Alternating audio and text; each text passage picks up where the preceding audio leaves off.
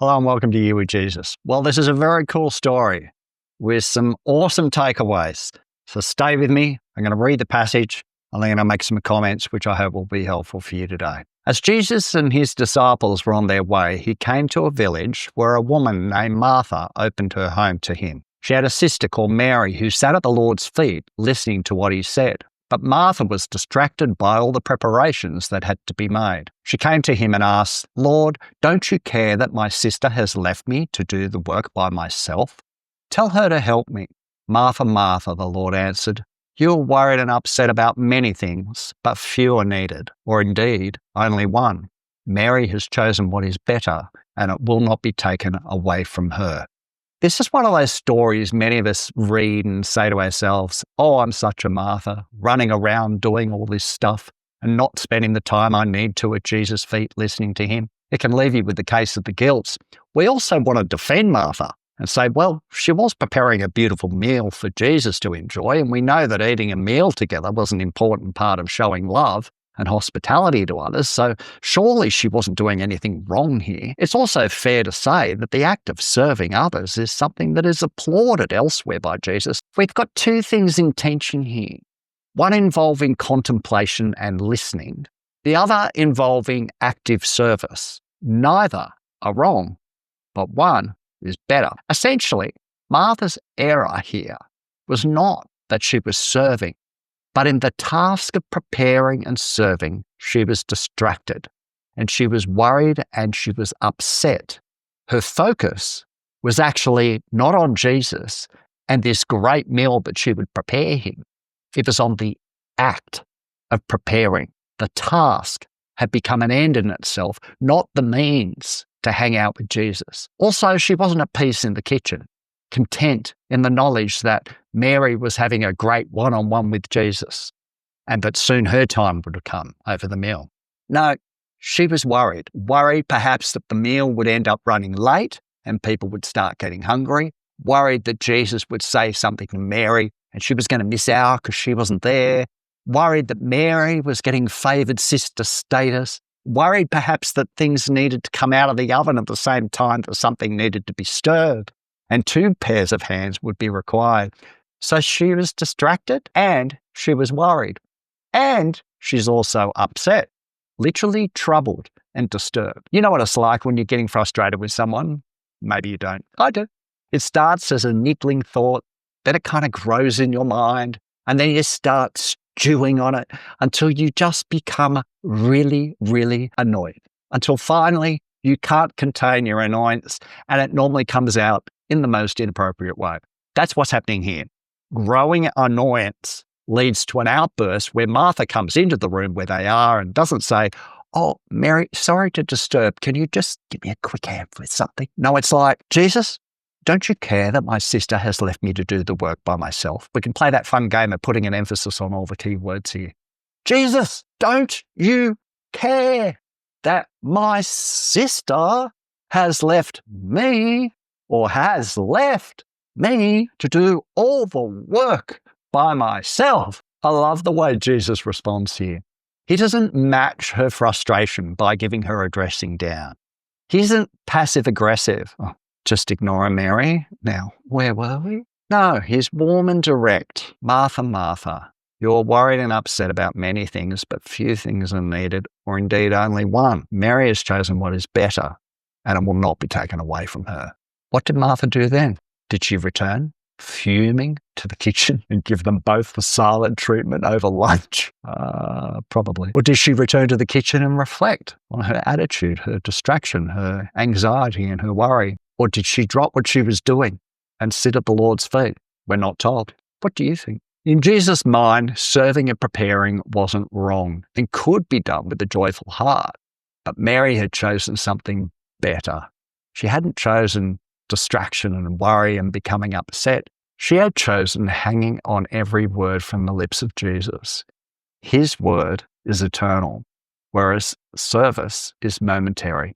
And maybe if Martha had trusted the process, Jesus may have said at some point, "Well, Mary, let's leave it there for now and go and give Martha a hand in the kitchen. And then they go into the kitchen and Martha's in there playing a worship playlist. She's got a big smile on her face and she looks up from the carrots and says, "Hi guys, almost ready." Sorry, I've got a very active imagination. Clearly from this story, we can see that contemplation and listening is priority for Jesus. I work from home and I know the temptation for me when I wake up in the morning to get straight into my work. But I know that if I do that, I'll find it hard to tear myself away from that work to spend time with Jesus.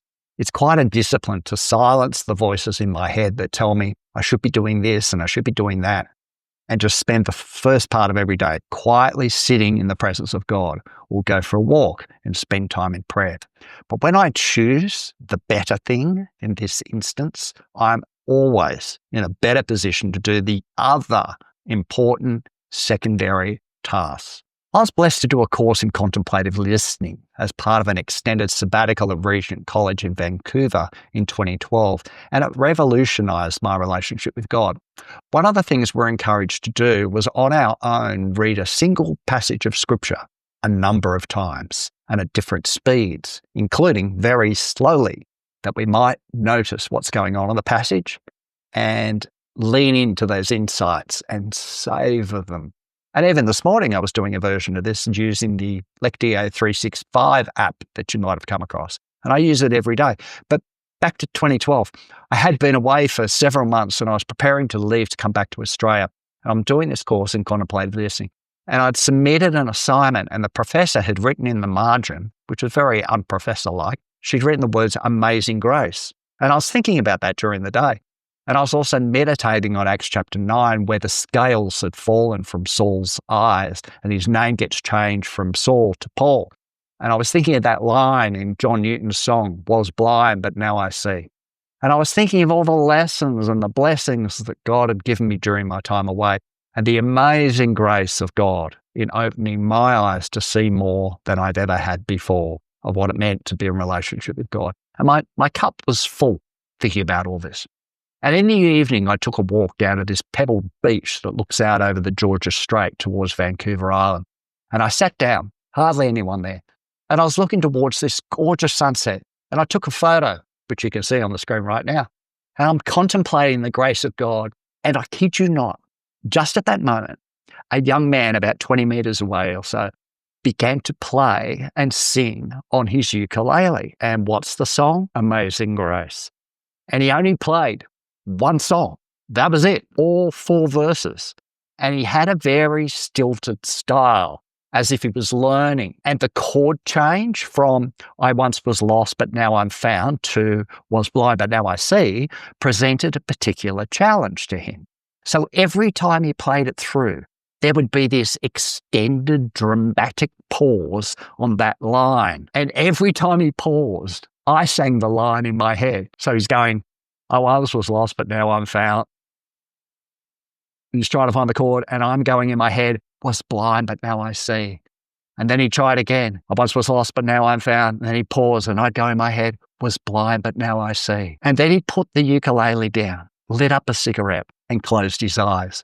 And he stayed that way for a good long time. And meanwhile, I watched the sun fully set, the transition from yellows to blood red, and thought some more about God's amazing grace. And as I got up to leave, I called out to him, "Hey, thanks for the song." And he responded by apologising.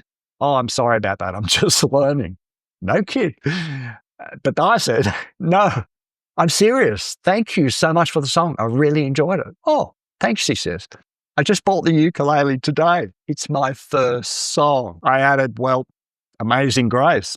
That's a great place to start." "Thanks," he said. Before he added, "Enjoy the rest of your night." And I walked back up the hill. And I'm thinking now, you know what?